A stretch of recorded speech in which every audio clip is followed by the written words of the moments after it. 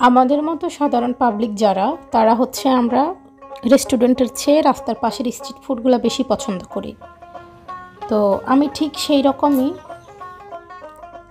হালিম রান্না করে দেখাবো। রাস্তার পাশের মামারা গরুর বড়ি দিয়ে জুসি করে যেমন হালিম বিক্রি করে। তো আসসালামু আলাইকুম সবাইকে, আশা করি সবাই ভালো আছেন। তো আমি আজকে আপনাদেরকে দেখাবো হচ্ছে হালিম রান্না করা, আর সেটা হচ্ছে গরুর বুড়ি দিয়ে, কোনো চিকেন বা বিফ না। তো তার জন্য হচ্ছে আমি আগে বড়িটা রান্না করে নিব। তো আমি কড়াইতে তেল গরম করে এখানে দিয়ে দিলাম কিছু শুকনো গরম মশলা, যেটা ছিল হচ্ছে স্টার অ্যান্ড লবঙ্গ আর হচ্ছে এলাচ দিয়ে হচ্ছে একটু গরম করে আমি পেঁয়াজ কুচি দিয়ে দিলাম। পেঁয়াজ দিয়ে হচ্ছে আমি লবণ দিলাম, তারপরে রসুন বাটা 2 চা চামচ, আদা বাটা 1 চা চামচ দিলাম, কাঁচামরিচ দিলাম আর দিলাম হচ্ছে হলুদের গুঁড়া দিয়ে হচ্ছে আমি মশলাটাকে একটু নেড়ে ছেড়ে দিয়ে দিব হচ্ছে লাল মরিচের গুঁড়ো। আর মরিচটা আমি একটু বাড়াই দিলাম, কারণ আমি ঝাল খেতে পছন্দ করি, যেন ঝালটা হয়। এরপরে হচ্ছে আমি একটু ফানে দিয়ে দিলাম সামান্য, যেন মশলাটা পুড়ে না যায়। তো মশলাটা পুড়ে না যাওয়ার জন্য আমি ফানে দিয়ে হচ্ছে একটু নেড়ে ছেড়ে হচ্ছে আমি এখানে দিয়ে দিব হচ্ছে জিরা গুঁড়া। তো আমি জিরা গুঁড়া দিলাম হচ্ছে 3 চা চামচ। তারপরে হচ্ছে এবার আমি আরেকটু পানি দিব, মশলাটা পানি টেনে গেছে, পুড়ে যাবে ওই জন্য। দিয়ে হচ্ছে আমি ভালো করে নেড়ে ছেড়ে হচ্ছে আমি এখানে বুড়িটা দিয়ে দিব। মশলাটা কষানো শেষ, আর বুড়িটা আমি আগের দিন জাল করে রেখেছি। তাজা বুড়ির টেস্টটা একটু অন্যরকম, ভালো লাগে না, তো ঝাল করে রাখলে ওই বুড়ির টেস্টটা ভালো পাওয়া যায়। এরপর আমি 5 মিনিটের মতো নাড়াছাড়া করে এটা ভালো করে শুকাই নিয়ে হচ্ছে আমি এখানে দিয়ে দিলাম হচ্ছে একটা টমেটো ফালি করে।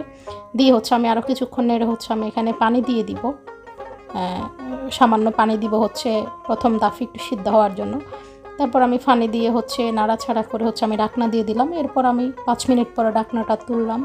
ঢাকনা তুলে আমি আবারও কিছুক্ষণ নাড়াছাড়া করলাম, কজ বুড়ি একটু সেদ্ধ হতে সময় লাগে।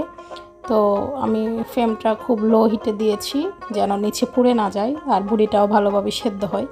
এরপর আমি আরও কিছুক্ষণ নাড়াছাড়া করছি, করে হচ্ছে আমি ঢাকনা দিয়ে দিলাম। এরপর আমি ঢাকনা তুললাম 2-3 মিনিট পরে। ঢাকনাটা দেওয়ার মানে হচ্ছে ফ্লেভারটা যেন ভালো থাকে আর সেদ্ধটাও যেন ভালো হয়। তো দেখতেই পাচ্ছেন বুড়িটার কালার কত সুন্দর আসছে। আর আমি এই বুড়িগুলোকে একেবারে ভাজা ভাজা করে জুসি করে ফেলবো। তো এরপর আমি ফাইনাল যে পানিটা ওটা দিয়ে দিছি পুরোপুরি বুড়ি রান্না করার জন্য। দিয়ে হচ্ছে আমি একটু নেড়ে ছেড়ে হচ্ছে এবার হচ্ছে ঢাকনা দিয়ে দিব এখানে। তারপর বড়ি সেদ্ধ হওয়ার অপেক্ষায়। এরপরে দেখতেই পাচ্ছেন কিছুক্ষণ পর আবার ঢাকনা তুলে দেখলাম। তো একটু পর পর ঢাকনাটা তুলে নেড়ে দিতে হবে, যেন বড়িটা নিচে লেগে না যায় বা পুড়ে না যায়। এরপর বুড়িটাকে আমি পুরোপুরি জল শুকাই ফেলবো, দেখতেই পাচ্ছেন। এবার আমি ফাইনালি বুড়ির জলটা শুকাই ফেলছি। আর এই দিকে হচ্ছে আমি হালিম মিক্সটাকে 15 মিনিটের জন্য ভিজিয়ে রাখবো। আমি রাঁধুনি হালিম মিক্স নিয়েছি। তারপর হচ্ছে এটাকে আমি গরম পানি দিয়ে, গরম পানিটা হবে কুসুমের চেয়ে একটু বেশি গরম, তো গরম পানি দিয়ে হচ্ছে 15 মিনিটের জন্য হচ্ছে এটাকে আমি ভিজিয়ে রাখবো। তো আর হচ্ছে ফানি দিয়ে হচ্ছে একটা হ্যান্ড উইক্সের সাহায্যে এটাকে ভালো করে নেড়ে ছেড়ে মিশাই দিতে হবে, না হলে হচ্ছে এটা ধলা পেকে থাকবে। এরপর আমি হালিমটা মিক্স করে চলে আসলাম হচ্ছে কড়াইতে রান্নার জন্য। 15 মিনিটের জন্য হালিমটা মিক্স করতে দিয়েছি। এদিকে 15 মিনিট শেষ হওয়ার পরে হচ্ছে আমি কড়াইতে একটু তেল দিয়ে হচ্ছে পেঁয়াজ কুচি দিলাম। আর এই পেঁয়াজটাকে আমি ভাজা ভাজা করে বেরেস্তা করে ফেলবো। বেরেস্তা করে আমি এখান থেকে অর্ধেকটা পেঁয়াজ তুলে নিব বেরেস্তার জন্য। হালিমের জন্য বেরেস্তা লাগে, এটা মোটামুটি যারা জানেন তারা তো জানেনই। তো এরপর আমি এই পেঁয়াজের মধ্যে হচ্ছে দিয়ে দিলাম হচ্ছে আদা বাটা 2 চা চামচ। এরপর হচ্ছে দিয়ে দিব হচ্ছে রসুন বাটা। তো আদা রসুন বাটা মশলা দিয়ে হচ্ছে আমি কিছুক্ষণ নাড়াচাড়া করবো। আর হালিম মিক্সের প্যাকেটের মধ্যে একটা হালিমের মশলা থাকে, তারপর হচ্ছে আমি ওই মশলার প্যাকেটটা ছিঁড়ে মশলার প্যাকেটটা পুরোটাই দিয়ে দিলাম। দিয়ে হচ্ছে সামান্য পানি দিলাম যেন পুড়ে না যায়। এরপর 15 মিনিট পরে হচ্ছে আমার যেই ভেজানো হালিমটা ওইটা আমি দিয়ে দিব এখানে। দিয়ে হচ্ছে আমি 2 কাপ পানি দিব। 2 কাপ পানি মেপে হচ্ছে আমি বলটা ধুয়ে পানিটা দিয়ে দিয়েছি। তারপর হচ্ছে হালিমটা সেদ্ধ হওয়ার জন্য অপেক্ষা করব। হালিমটা রান্না করা খুবই সহজ, এটা এমন কঠিন কিছু না। তো আমি পানি দেওয়া শেষ, এবার হচ্ছে আমি ঢাকনা দিয়ে রাখবো এটাকে সেদ্ধ হওয়ার জন্য। আর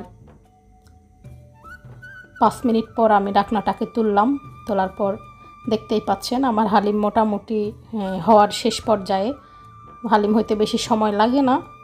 এরপর হচ্ছে আমি অন্য পাশে হচ্ছে আমি বুড়িটাকে ভাজা ভাজা করতেছি, দেখেন কি জুসি হইলো বুড়িটা।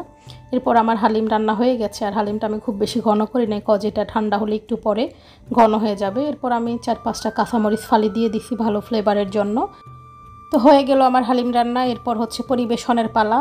এরপর আমি বড়ি দিয়ে পরিবেশন করবো এটাকে। তো আমি বাটিতে হালিমটা নিয়ে হচ্ছে বড়ি দিয়ে দিচ্ছি, আর হচ্ছে পেঁয়াজ বেরেস্তা দিলাম, শসা দিলাম, এরপর দিব ধনিয়া পাতা, হালকা কাঁচামরিচ আর একটু লেবু। তো আমি চেষ্টা করেছি আপনাদেরকে যত সহজে রান্নাটা দেখানো যায়। বড়িটা বাছতে একটু সময় লাগতে পারে, কিন্তু টেস্ট ভালো পাওয়ার জন্য এইটুকু কষ্ট তো করতেই হবে। তো যদি আমার ভিডিওটা ভালো লেগে থাকে, আমার ইউটিউব চ্যানেলে দেখলে চ্যানেলটা অবশ্যই সাবস্ক্রাইব করবেন, আর পেজে দেখে থাকলে পেজটা ফলো দিয়ে সাথে থাকবেন। নতুন ভিডিও করতেছি, ভুল ত্রুটি হইতেই পারে, ক্ষমা সুন্দর দৃষ্টিতে দেখবেন। ধন্যবাদ ধৈর্য নিয়ে পুরো ভিডিওটা দেখার জন্য। ভালো থাকবেন সবাই। আসসালামু আলাইকুম।